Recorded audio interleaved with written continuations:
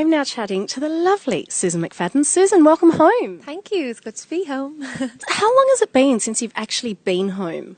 Well, I've actually been home. I was home in February, actually, which is quite a long time to go, actually, really, without being home.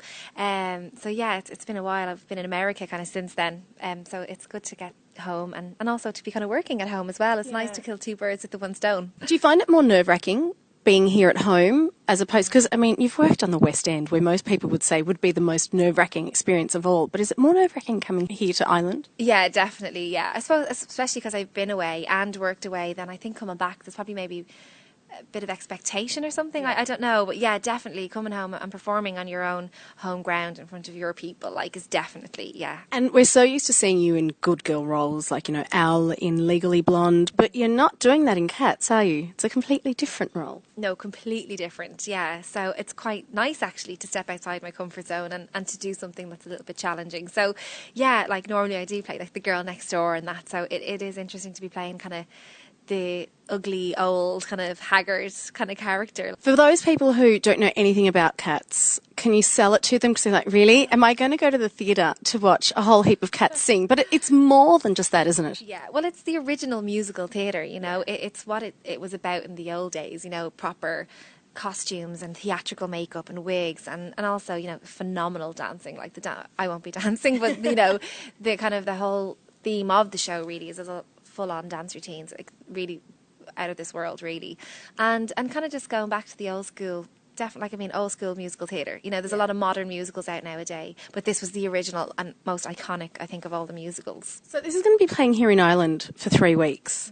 You are at the moment successfully touring with Celtic Woman. How did you manage to get a break? Well, it's literally my time off. Yeah, we get we do our tours and then we have a bit of time off and then we go back on the road again. And that is sort of falling. We're filming a Christmas DVD in August in Dublin, and I literally finish that shoot and I fly to London the next morning and start rehearsal. So it's literally kind of fitting in on my downtime. Celtic Woman's been going on for about 10 years and you joined about a year and a half. How did you get involved and what's it like joining such an iconic group? Well, I just finished playing Elle Woods in Legally Blonde and just left that and was sort of looking for my next job. And it was perfect timing again. I got the phone call from Dave Kavanagh, who's the producer of Celtic Woman, saying they were looking for a new member and would I be interested in come along and sing for us. And I was like, God, this is different, you know, totally different than what I've been doing. I've always played characters, always got to kind of hide behind that. So joining a group where I'm going on the road and just being myself, going on stage and having a rapport with an audience as me was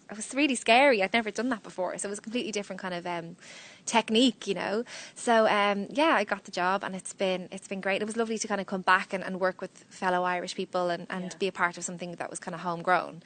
So it's been great to be on the road and performing as part of a group as well, you know, and having that support. And it's been amazing. Like, we've travelled all over the world in the last 18 months. What is it about the Irish music and the Irish culture that just travels so well? You did a New Year's Eve gala in China. Yeah. Really? That's not something you'd think. 1 billion people watched that. It was really scary. We literally just we got home from our Christmas tour. We did a Christmas symphony tour all over America. We landed home like Christmas Eve and we had about 3 days and we had to fly out to China. So we didn't really have much for Christmas this year. Well, just gone.